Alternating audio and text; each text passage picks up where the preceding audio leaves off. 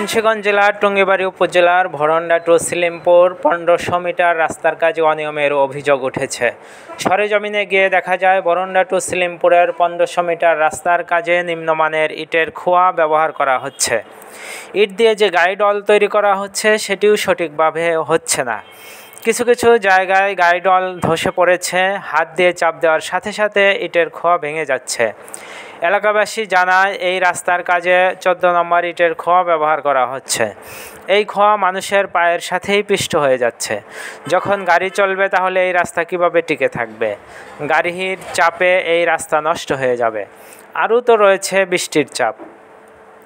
বৃষ্টি এলে রাস্তায় ধস নামবে। যদি এ রাস্তায় রোলিং করা হয় তাহলে সব কাদা হয়ে যাবে। এ বিষয়ে ঠিকাদার মোহাম্মদ সিয়ামের সাথে মুঠোফোনে একাধিকবার যোগাযোগের চেষ্টা করা হলেও তাকে পাওয়া যায়নি। এ বিষয়ে সহকারী প্রকৌশলী তানভীর হাসনাত বলেন, এ রাস্তার কাজে আমরা যা করছি সব কিছু চেয়ারম্যান ও মেম্বারকে সাথে নিয়েই করছি। আমি তো এই কাজটি ভালো ইট দিয়েই করছি। আপনারা যে ইটের কথা বলছেন সে ইট অন্য কোথাও থেকে এনে দেখাচ্ছেন কিনা? এ বিষয়ে আউটশাহী ইউনিয়নের চেয়ারম্যান সেকান্দর ব্যাপারী বলেন, রাস্তায় ভালো মানের ইট দিয়ে কাজ হোক এটাই আমি চাই। যদি 2 নম্বর ইট দিয়ে কাজ হয়ে থাকে আমি চেয়ারম্যান হিসাবে সেটির তীব্র প্রতিবাদ জানাই। টঙ্গিবাড়ি উপজেলা প্রকৌশলী শাহ মোয়াজ্জেম বলেন, বৃহস্পতিবার, শুক্র, শনিবার এই 3 দিন বন্ধ থাকার কারণে সাইটে আমি যেতে পারি নাই।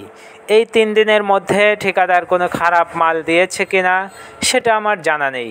যদি দিয়ে থাকে তাহলে রবিবারে সাইটে গিয়ে ব্যবস্থা গ্রহণ করা হবে। বলেন তো এটা ঠিক আছে কিনা? ইট ঠিক আছে কিনা বলেন তো? না, ঠিক নাই। তো সেই ক্ষেত্রে যদি এই ইট দিয়ে করে ফেলে রাস্তা তাহলে আপনাদের ভোগান্তি হবে কিনা? হ্যাঁ, ভোগান্তি হবে। Mohammad Rubel, BD Times 24.net।